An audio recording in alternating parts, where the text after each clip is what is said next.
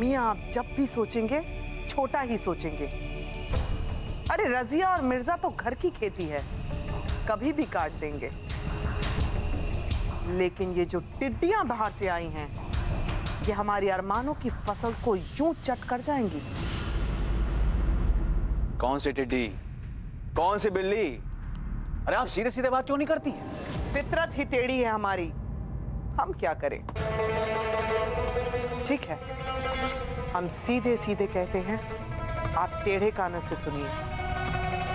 इकबाल और मोइजुद्दीन इस सल्तनत के दावेदार हैं और सुल्तान अल्तमश इन्हीं दोनों में से एक को इस सल्तनत का वारिस बनाएंगे। अब एक मौका हाथ लगा था हमारे सुल्तान के सामने उस मोइजुद्दीन की इज्जत उतारने का, तो मिर्जा के हक में बोल चले। अब इतनी सी बात आपके समझ में नहीं आती। मल्लिका गजब हो गया। सुल्तान इस वक्त बहुत गुस्से में है। सुल्तान की शाही तलवार चोरी होगी मल्लिका।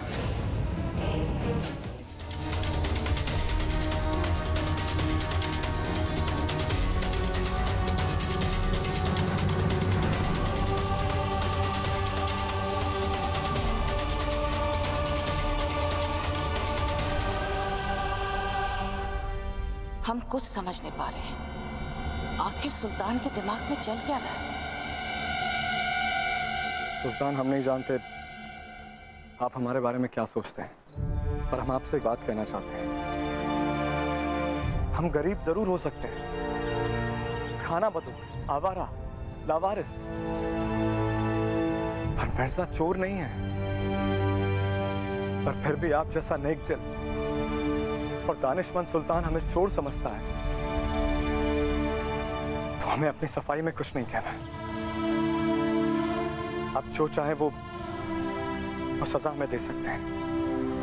खामोश, बहुत बोल लिए आप। अब एक नर्स भी और गवारा ना होगा हमें। हम समझ नहीं पा रहे हैं कि अब्बू ने ऐसा सोच भी कैसे लिया कि मिर्जा ने शमशीर चुराई है। अरे अब्बू की नजरें कभी धोखा नहीं खाती, फिर इतनी बड़ी भूल वो कैसे कर बैठे? शहजादी, सुल्तान ने आपको याद फरमाया। शहजादी, अपने गुस्से पे काबू रखिए। सुल्तान के सामने ऐसी वैसी कोई बात नहीं कीजिएगा जिससे के दिल को ठेस पहुंचे।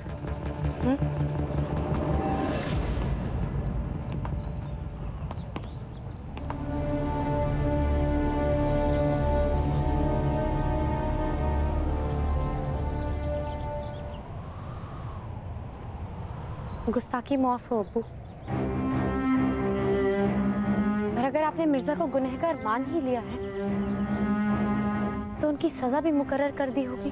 बेशक, अगर किसी गुनहगार को उसके गुनाह की सजा ना दी जाए तो ये नाइंसाफी होगी। और आप अच्छी तरह जानती हैं सुल्तान अल्तमश कितने इंसाफ पसंद हैं, और इसी बात को मद्देनजर रखते हुए हमने ये फैसला लिया है कि मिर्जा को ये सजा दी जाती है कि दिल्ली सल्तनत का हिस्सा भटिंडा का इन्हें सूबेदार बनाया जाता है।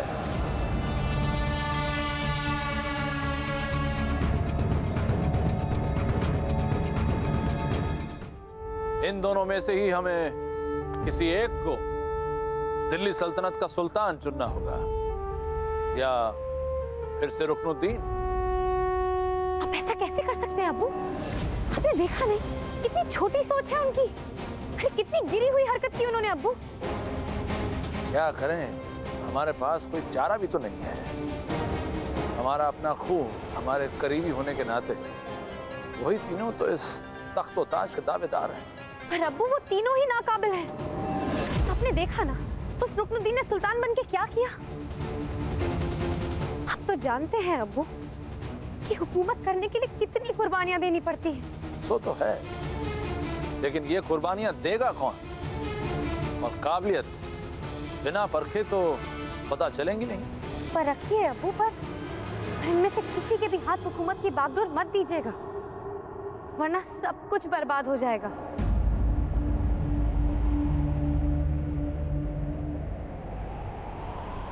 वही तो हम भी तलाश रहे हैं मेरी बच्ची। कम से कम